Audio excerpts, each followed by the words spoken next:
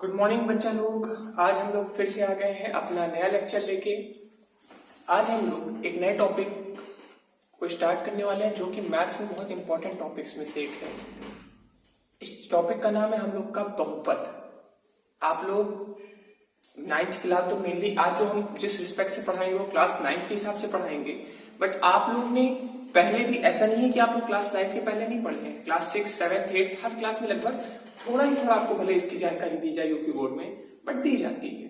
तो आज हम उसी चीज को थोड़ा प्रॉपर्ली समझेंगे और हर जितने भी कॉन्सेप्ट है एक एक टॉपिक उठा के पहले हम वहां से रिलेटेड मतलब इस चैप्टर से रिलेटेड जो हमको चीजें जाननी है उन चीज की जानकारी कर लेंगे, फिर उसके बाद हम लोग आगे बढ़ेंगे। ठीक है, तो सबसे पहली चीज हम अपने बहुपद की बात करेंगे। तो बहुपद बनता कैसे है तो ये देख लेते हैं। एक हम छोटा सा एग्जांपल लिख लेते हैं। हम लिख लेते हैं, ठीक है, एक तरह का ये द्विघाती समीकरण। अब देखिए यहाँ पे चर राशि क्या होता है, अचर राशि क्या होता है, बीजीय व्यंजक क्या होता है, पद क्या होता है और गुणांक क्या होता है। ये 5 चीजों के बारे में हम लोग एक एक करके बात करेंगे। तो सबसे पहले हम बात करेंगे चर राशि की। चर राशि क्या होती है? वह राशि जिसका मान निश्चित कभी भी नहीं होता है। ध्यान दीजिए, जो बहुपद बनते हैं यहां पे अगर हम बात करें तो देखिए यहां पे दो तरह की राशि, दो तरह की चीजें आपको दिख रही होंगी। ये तो गणना है, करना दो ही तरह की हो सकती है, प्लस या माइनस कुछ भी हो सकता है। तो प्लस माइनस होगा। बहुपद के बीच में जो चीजों को अलग करती है उसी को हम पद बोलते हैं। तो ये पद है, लेकिन पद अभी हम समझाएंगे। सबसे पहले हम बात करेंगे चर राशि की। देखिए यहाँ पे दो तरह की चीजें आपको दिख रही, एक दिख रहा है x और दूसरा दिख रहा है एक मान। तो संख्या से कोई मतलब ही नहीं हो, तो संख्या है उसको कभी भी हम यूज कर सकते हैं। लेकिन जो x है वो एक चर राशि है।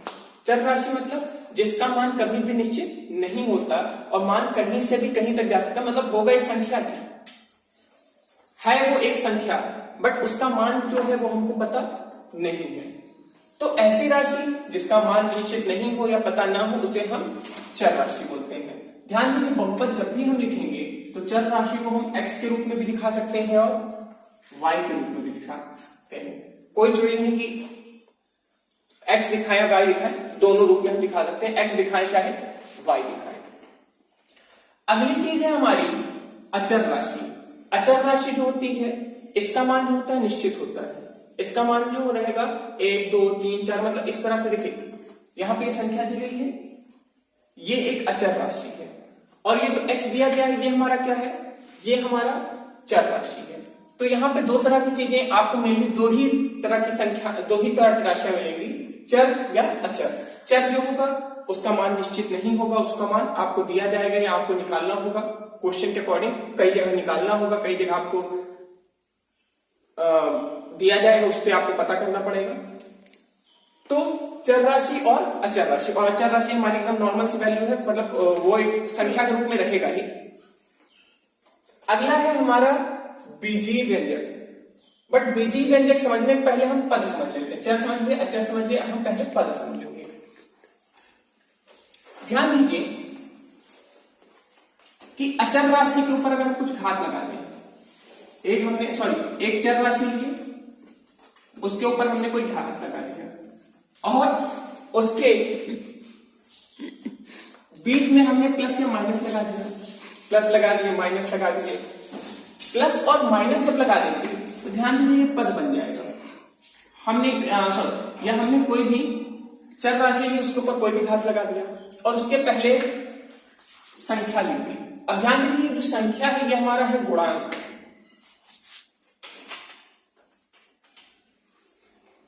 ये हमारा क्या हो गया? ये जो संख्या आ गई गुणांक हो गया। मान लीजिए इसी तरह हमने एक और अचर राशि लिख दी।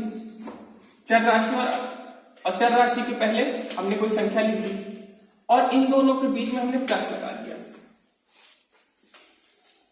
ध्यान दीजिए जब भी बहुपद में कोई भी चीज प्लस या माइनस, प्लस भी हो सकता है और माइनस भी हो सकता है, कोई भी चीज अगर प्लस या माइनस से अंतर किया जाए उसे हम बोलेंगे पद। और जो पूरा का पूरा बहुपद रहेगा, पूरा का पूरा जो बन जाएगा, उसी को हम बोलेंगे बीजीय व्यंजक। जैसे हमने ये लिखा है ना 2x² प्लस 3x, तो ये हमारा पूरा का पूरा क्या हो गया, बीजीय व्यंजक हो गया। एक काम करते हैं, हम एक बहुपद लिखते हैं और फिर उसी के माध्यम से चीजों को समझते हैं।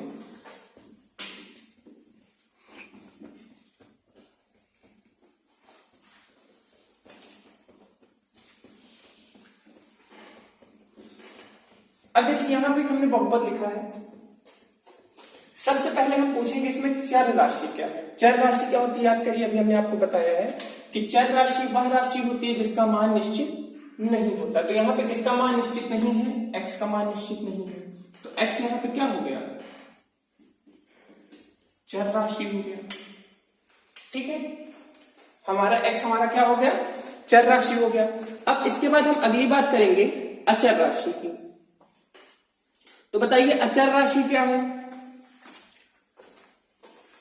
केवल एक ही राशि यहां पे आ रही है ऐसी 1, जिसका मान निश्चित है, बाकी किसी का भी मान निश्चित नहीं है। बोलिए बात आई समझ में। चर राशि जिसका मान निश्चित नहीं हो, अचर राशि हो जिसका मान निश्चित हो। अब आप कहेंगे सर यहाँ पे तो x³ है, फिर x² है, फिर x है, तीनों को फिर मिलता। भैया आपको अगर x दे दिया जाए और हम कहें x² लिखिए, तो x का गुणा x से कर देंगे तो x² हो जाएगा, और कहते हैं x³ लिख दीजिए तो x गुणे x कर दीजिए तो x³ हो जाएगा। तो x² और x³ के मान में अंतर है, लेकिन बना तो सब x से ही है। तो यहाँ पे एक मान हो गया x और एक मान हो गया 1, चर राशि अचर राशि। अगली बात हम करेंगे बीजीय व्यंजक। तो ये पूरा का पूरा जो लिखा है, पूरा का पूरा, इसी को हम बोलेंगे बीजीय व्यंजक। आई बात समझ में। पद की बात करेंगे तो हमने अभी आपको बताया कि बीजीय व्यंजक में जब भी कोई चीज प्लस या माइनस से अलग होता है, जैसे इन दोनों के बीच में प्लस है तो प्लस के पहले जो है वो एक पद, प्लस के बाद एक पद, फिर यहाँ पे तीसरा पद, ये हमारा चौथा पद। तो प्लस और माइनस से जो भी चीज का अंतर होता है, ध्यान दीजिए प्लस और माइनस ही केवल बीजीय व्यंजक में यूज करेंगे आप। इनटू और भाग का यूज, गुणा और भाग का यूज या भाजक का यूज नहीं करेंगे। गुणांक चर राशि के पहले जो भी मान है। चलिए अब एक एक को उठाते हैं। पहले सबसे पहले x³ को उठाए। x³ का गुणांक, ठीक है। तो x³ का गुणांक यहां पे क्या है, इसके पहले कौन सी संख्या है, जहां पे कुछ नहीं होता, आप भी जानते हैं कि जहां पे कुछ नहीं होता वहां पे एक होता है, तो 1। x² का गुणांक क्या है बताइए, x² का गुणांक 2 है। देखिए जो संख्या है उसको हम गुणांक बोलेंगे। x के संग 3। तो इसी तरह जो भी चर राशि के पहले मान आए उसी को हम बोलेंगे उसका गुणांक। आई बात समझ में। एक एग्जांपल हम लोग और ले लेते हैं।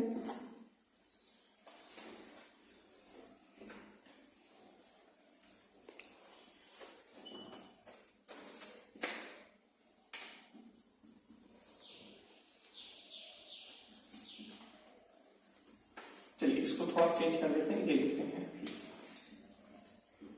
दिख रहा है।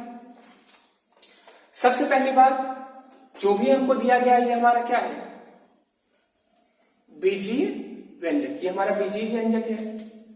एक गड़बड़ी हो गई, ठीक है। ये हमारा बीजीय व्यंजक है। क्यों? क्योंकि ये पद का मिलकर बना है। कितने पद हैं यहाँ पे, तो देखिए प्लस से जो भी चीज अलग हो रहा है उसको गिनते हैं, 1 2 3। तो हमारे पास पद कितने हैं, 3 हैं। यहां पे गुणांक किसका क्या है, तो अब देखिए गुणांक की जैसी बात करेंगे तो इसका जो गुणांक है वो है 1, इसका जो गुणांक है वो है 2, और इसका कोई गुणांक नहीं है। क्योंकि जो गुणांक होता है वो हमेशा चर राशियों के पहले आता है, अचर राशि खुद ही एक संख्या है, ठीक है। तो हमारा यहाँ पे गुणांक भी हमको पता लग गया, चर राशि भी पता लगी। चर राशि यहाँ पे क्या है, इसके पहले वाले में x था, लेकिन यहाँ पे चर राशि क्या है, y है। हमने आपको पहले बताया कि चर राशि को हम लोग x से भी दिखा सकते हैं, y से भी दिखा सकते हैं। अचर राशि क्या है? अचर राशि यहां पे भी 1 है। बोलिए आई बात समझ में? तो अब यहां पे हम लोग, अब जैसे हम बहुपद के फलन की बात करें, फलन एक तरह से आप समझ सकते हैं सूत्र, जैसे हम बोले कि हम कोई भी बहुपद को फलन को कैसे लिखेंगे, तो हम उसको कोई भी बहुपद के फलन को इस तरह लिख सकते हैं,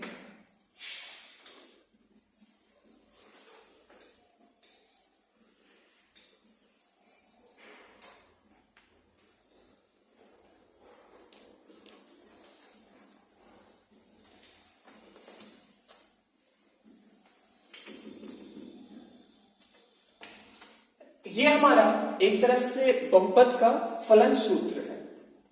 ठीक है, इसमें जो अब देखिए यहां पे क्या कर रहे हैं, x, x square, x cube, x की पावर 4, जो यहां पे x है वो हमारी क्या है? चर राशि है। और यहां पे a0, a1, a2, a3, a4, ये जो है ये यहां पे गुणांक है। गुणांक मतलब जो चर राशि के पहले भी मिले हैं उनको हम क्या बोलेंगे? गुणांक।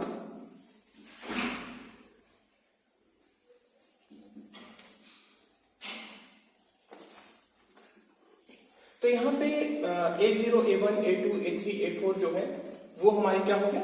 गुणांक हो गए। अब देखिए यहां पे एक चीज ध्यान रखिएगा कि यहां पे ये जो फलन है ये केवल एक चर राशि में बनी है। जरूरी नहीं कि जो बाकी फलन है हर फलन इसी तरह से बने। हम फलन को दूसरी तरीके से बना सकते हैं। जैसे मान लीजिए एग्जांपल समझ लीजिए, x की पावर 3, x की पावर 2 प्लस x प्लस 1। अब यहां पे देखिए जो हमारा चर राशि है यहां पे केवल और केवल हमने एक चर राशि का उपयोग किया है। हम इसको ऐसे बना सकते हैं, x square y square plus x y plus x square y plus 2x plus 1। अब देखिए यहां पे ये भी बहुपद है और हमारा ये भी बहुपद है, बट अंतर क्या है? ये एक चर हमारा बहुपद है, एक चर बहुपद, और ये कैसा है? द्विचर बहुपद। बात आई समझ में? अंतर यही होता है कि अगर केवल एक चर होगा तो एक चरी बहुपद बोलेंगे, दो होगा तो द्विचरी बहुपद होगा। ठीक है,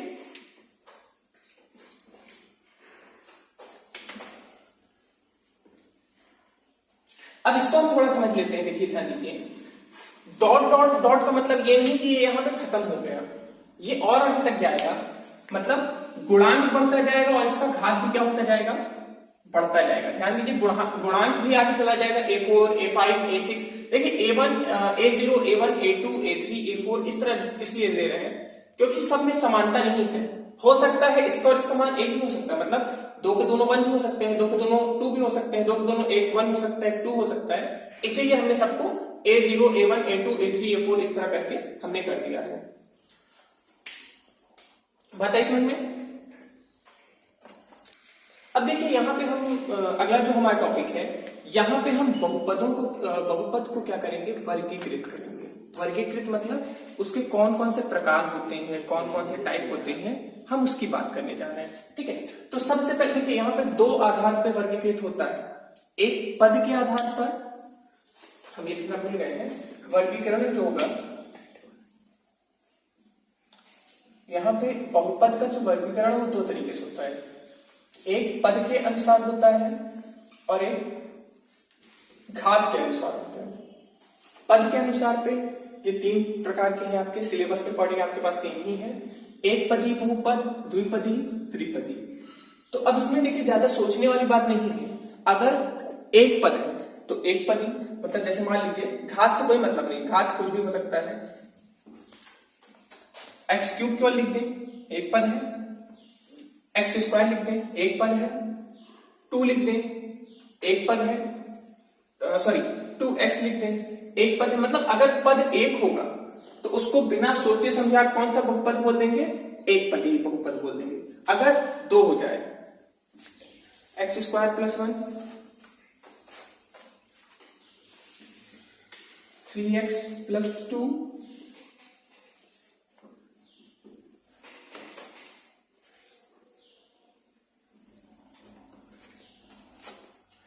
ध्यान दीजिए, अगर पद दो हो गए, घात से अभी भी कोई मतलब नहीं, अचर राशि से भी कोई अचर राशि से भी कोई मतलब नहीं, दो पद हुए, द्विघाती द्विपदी, दो दो, तो मतलब अगर दो पद हुए, या अपनी भाषा में समझिए कि एक प्लस या माइनस का साइन हो, प्लस या माइनस कुछ भी हो सकता है, तो नहीं प्लस ही रहे, आप माइनस भी लगा सकते हो। पद कितने होने चाहिए? केवल दो, तो द्विपदी। और तो इसी तरह त्रिपदी भी होता है, मतलब अगर तीन पद हुए, एग्जाम्पल के तौर पर समझ लीजिए, 1 2 3, तीन पद हुए, त्रिपदी बहुपद।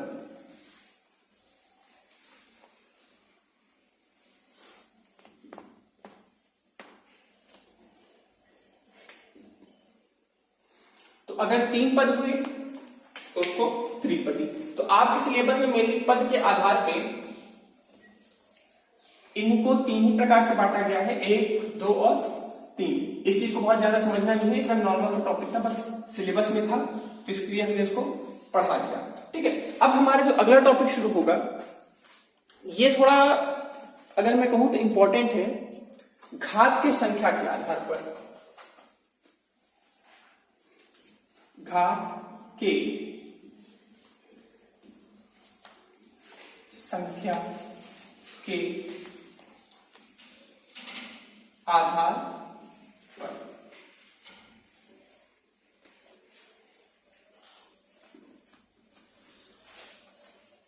अब देखिए, यहां पे अगर हम बात करें तो यहां पे हमारा वर्गीकरण जो होगा वो इसके अकॉर्डिंग होगा कि हमारे पास जो बहुपद है, हमारा जो बहुपद है उसके ऊपर घात कितना है। सबसे पहला हम बात करें अचर बहुपद। पहले सबका मैं नाम लिखूंगा, फिर एक एक करके आपको सबको बताऊंगा।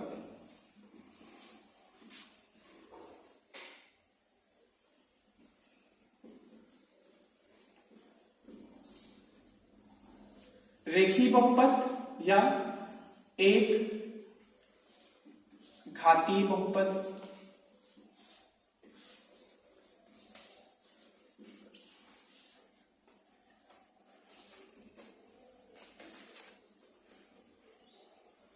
अगला है हमारा, अगला जो रहेगा वो है हमारा द्विघाती बहुपद।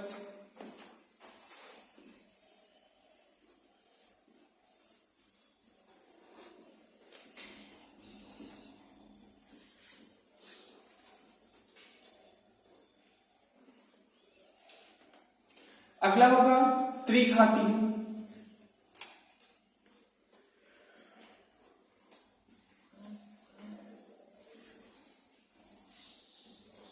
बहुपद। अब देखिए, हमारे पास और आगे तक हम जा सकते हैं, चार घाती भी बोल सकते हैं और n घाती बहुपद। तो हम चार घाती को नहीं प्रेफरेंस देते, सीधा n घाती बहुपद लिखेंगे।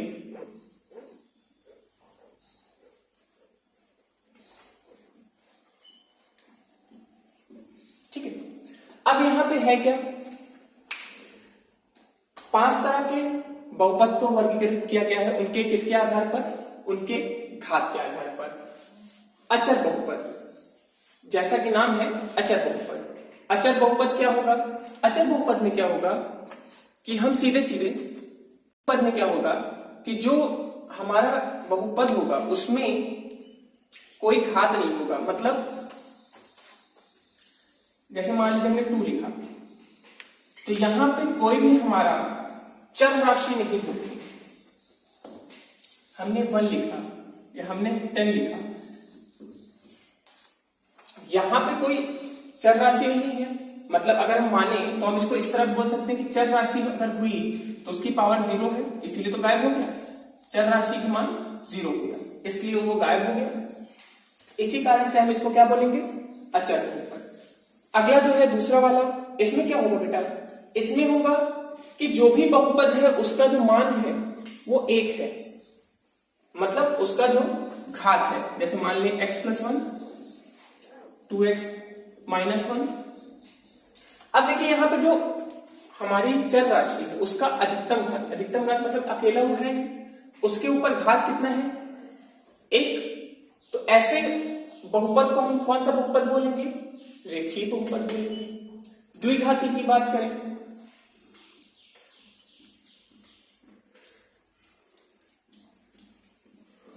द्विघाती में जो हमारा बहुपद होगा उसका अधिकतम घात देखेंगे, अधिकतम घात।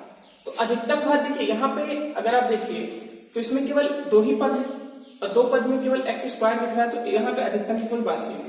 बट इसमें देखेंगे तो यहाँ पे देखिए दो पद हैं, हमारे जो चर राशि है उसके दो पद हैं, 2x स्क्वायर भी है और x भी है। अब देखिए इसमें अधिकतम कौन सा होगा, अब आप भी जानते हो एक बड़ा कि दो बड़ा, तो ये तो नर्सरी वाला बच्चा बताता है हमको कि भैया दो टॉफी ज्यादा होती है एक टॉफी कम होती है, ठीक है। तो बच्चे भी जानते तो आप लोग भी जानिए कि यहाँ पे दो ही बड़ा होगा, तो अधिकतम घात कितना हो गया, दो हो गया। और अधिकतम घात अगर दो हो गया तो उसको हम कौन सा बहुपद बोलेंगे, द्विघाती बहुपद बोलेंगे। अगला आते हैं त्रिघाती। अब आप लोग भी जानते हैं त्रिघाती मतलब अधिकतम घात कितना होना चाहिए, 3 होना चाहिए। एक और एग्जांपल लिख लेते हैं,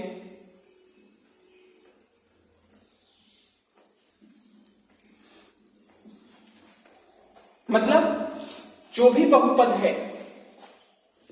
उसका अधिकतम घात कितना होगा, 3। कम वाला 2 रहे, 1 रहे, रहे ना रहे कोई उससे फर्क नहीं पड़ना है, लेकिन अधिकतम कितना होना चाहिए, 3 होना ही होना चाहिए। मान लीजिए हमने ये दोनों को घटा दिया और केवल यहां पे सीधे कर दिया x³ + 1, तब भी ये त्रिघाती बहुपद होगा कि नहीं होगा, होगा। क्यों होगा, क्योंकि अधिकतम अभी भी इसके पास जो घात है वो कितना है, x³ n घाती बहुपद। अब देखिए n घाती बहुपद का उपयोग क्या होता है ये समझिए। n घाती बहुपद ऐसे बहुपद होते हैं जिनका कोई अंत नहीं होता, मतलब जहां तक हम उसको चाहे बना दें। एग्जांपल के तौर पर समझ लीजिए, जैसे हमने लिखा a0 + a1 x + a2 x² + a3 x³ dot dot dot dot dot a⁴n x⁴n। अब देखिए ये जो हमारे बहुपद होते हैं इनको हम जहां तक चाहे, मतलब हम चाहे उसको 100 पद तक ले जाएं, हम चाहे उसको 200 पद तक ले जाएं, हम चाहे उनको 150 पद तक ले जाएं, मतलब ये आपके ऊपर है कि आप उसको कितनी दूर तक ले जा सकते हैं। तो ऐसे बहुपद को हम क्या बोलेंगे, n घाती बहुपद। आई बात समझ में। अब देखिए यहाँ पे लेक्चर हम लोग का जितनी भी टर्म्स आपको बहुपद के बारे में जानकारी देनी थी लगभग सब के सभी के बारे में मैंने आपको बता दिया है, ठीक है। अब यहाँ पे हम छोटी सी एक बहुत बड़ी एक्सरसाइज भी करेंगे, 5-6 क्वेश्चन बस लिख के आपको एक्सरसाइज करवाएंगे और उसके बाद आप लोग को छुट्टी दे देंगे। अब आप घर पे जल्दी से फिर लंच निकालिएगा। देखिए पढ़ाई तो स्कूल के हिसाब से हो रही है तो लंच भी तो करना पड़ेगा, तो मम्मी लोग से तो आप इस पढ़ाई जिस हिसाब से हो रही है उसी हिसाब से लंच भी, मम्मी से मम्मी लंच बनाओ, पढ़ाई करने को तो बोल देती हूँ, लंच नहीं बनाओगी क्या, मम्मी भी सुबह सुबह डंडा उठाएंगी, कहेंगी बेटा आप लोग तो छुट्टी ले लिए हो, आप लोग के पास क्या काम है, लेकिन हमारे पास तो खाना सुबह बनाना है, शाम को बनाना है, दोपहर में बनाना है, तो कभी कभी खाना बना लिया करिए। हम भी कल बर्तन धुले हैं, आप लोग भी धुल लिया करिए कभी कभी, ठीक है। तो चलिए जल्दी से क्वेश्चन हम आपको देते हैं, 5 क्वेश्चन रहेंगे, आप लोग सभी को लेकर लगाइए।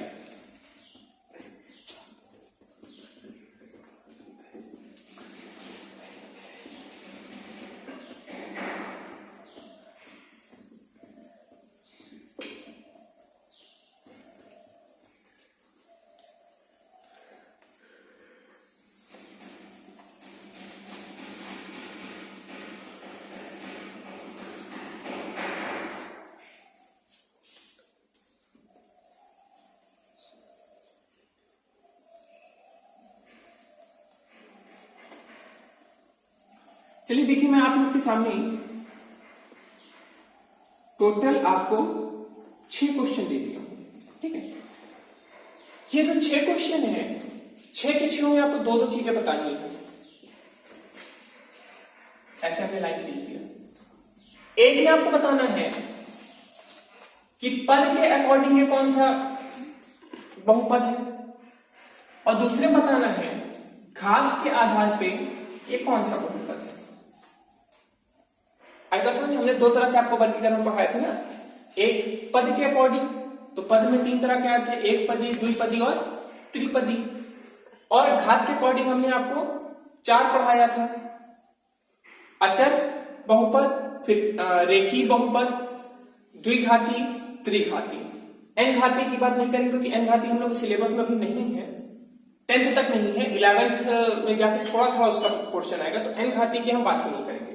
हम केवल एक घाती, द्विघाती और त्रिघाती, मतलब जो हमारे सिलेबस में कवर करता है, हम बस उसकी बात करेंगे। ठीक है, तो सबसे पहले पहला वाला क्वेश्चन देखते हैं। आप लोग पॉज कर लीजिए, अगर आप लोग कर सकते हैं अपने आप तो कर लीजिए, नहीं कर सकते हैं तो फिर हम हैं आप लोग को पीटने के लिए, पीट के करवाने के लिए। ठीक है, तो हम सबसे पहले इसमें पद की बात करेंगे। कितने पद हैं? 3 पद है, तो कौन सा ये? त्रि,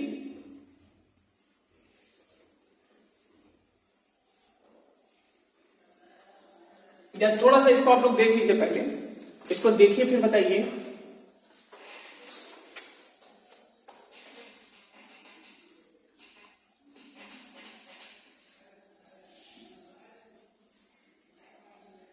ये कौन सा है? त्रिपदी, क्योंकि पद इसमें कितने हैं? 1 2 3, 3 पद है, तो कौन सा पद, कौन सा बहुपद? त्रिपदी बहुपद। अब इसमें घात देखिए, कितने घात है? अधिकतम घात की बात करेंगे तो अधिकतम इसका घात कितना है? 3 है, तो 3 है तो इसका क्या नाम होगा? आप लोग इसको करिए, हम बस लिखते जा रहे हैं, हम आपकी हेल्प करते जा रहे हैं, आप लोग नाम खुद निकालिए। अभी बताया था 3 है तो इसका नाम होगा त्रिघातीय बहुपद। दूसरे वाले पे चले, दूसरे वाले पे आते हैं। अब देखिए सबसे पहले पद की बात करेंगे, क्योंकि पहले पद के बारे में लिखना, तो 1 2 1 2 1 2, 3 तो नहीं है, नहीं है, तो 2 है, तो कौन सा? द्विपदी बहुपद, द्विपदी, 2 है तो द्विपदी। और घात कितना है बेटा? आप देखिए अधिकतम घात, देखिए इसमें भी घात है और इसमें भी घात है। जब कोई चीज ना मैटर सॉल्व ना हो, और बेटा साइड होता है ना, इस क्लास में लड़ाई हुई है, मिल बाहर होता है, चलिए इसको भी बाहर बुलाते हैं, और बाहर बेटा मिलते हैं। तो इसको बाहर मैंने बुलाया, अब बाहर मैंने बुलाया तो हम देखेंगे इसके पास भी घात है और इसके पास भी घात है, दोनों के पास घात है। बट अधिकतम घात किसका है? जैसे होता है ना घर में जो बड़ा होता है, आप चाहे सही हो या चाहे गलत हो, बात किसकी सुनी जाती है? जो घर का बड़ा होता है। पिटते भी हम लोग हैं, हमारे ऊपर भी बहुत जुल्म हुए, ये मत सोचिएगा हमारे पर जुल्म नहीं हुए हैं, ठीक है, सब पे जुल्म होता रहता है। तो यहाँ पे बड़ा कौन है? बड़ा ये है, बड़ा ये है, तो बात इसकी सुनी जाएगी। तो अधिकतम इसका घात कितना हो जाएगा? 2 हो जाएगा। तो ये कितना घातीय समीकरण? द्विघातीय समीकरण। नाम लिखते जाइए आप, हम 2 बना रहे, इसका मतलब ये नहीं, आप इसको कायदे से द्विघातीय समीकरण आप लोग ये पूरा लिखेंगे, ठीक। और ये एक्सरसाइज करके हमको भेज दीजिएगा तुरंत। इसकी बात करेंगे तो देखिए कितने पद? 3 पद है, तो कौन सा? त्रिपदी,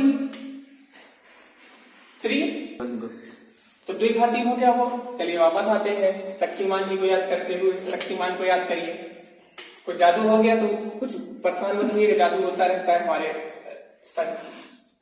अब देखिए इसमें पद कितने हैं? 3 पद, तो कौन सा?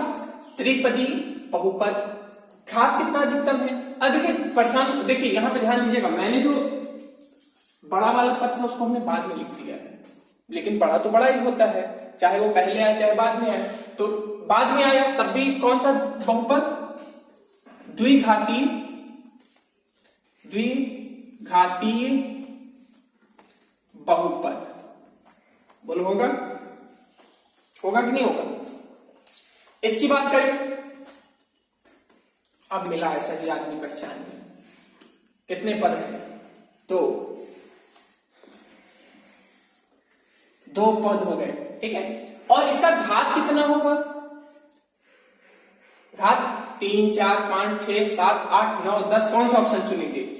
ये क्वेश्चन आपके लिए 1 करोड़ का है, बताइए। अब अमिताभ बच्चन जी हमसे पूछने आते तो हम तो बता देते, लेकिन हमसे पूछा ही नहीं उन्होंने। आज हमारे पास भी 1 करोड़ रुपए होता, हम भी आराम से बैठ के घर पे खाना खा रहे होते। ठीक है, तो यहाँ पे जो है, यहाँ पे जो हमारा अधिकतम बहुपद है, अधिकतम घात है वो 1 है, तो 1 लिख देंगे।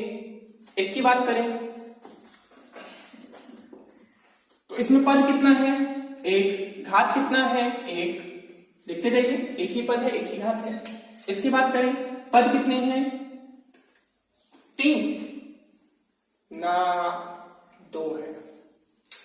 हमेशा ध्यान दीजिए, कंफ्यूज करने के लिए देखिए हमने यहां पे क्या किया, 2 संख्याओं को अलग अलग लिख दिया। हम इसको इस तरह भी तो लिख सकते हैं। बोलिए आई बात समझ में कि नहीं आई? मुझे पता है सब लोग 3 काउंट करेंगे उसको, आप सब लोग गलत बोलेंगे, मुझे पता था आप लोग गलत बोलेंगे।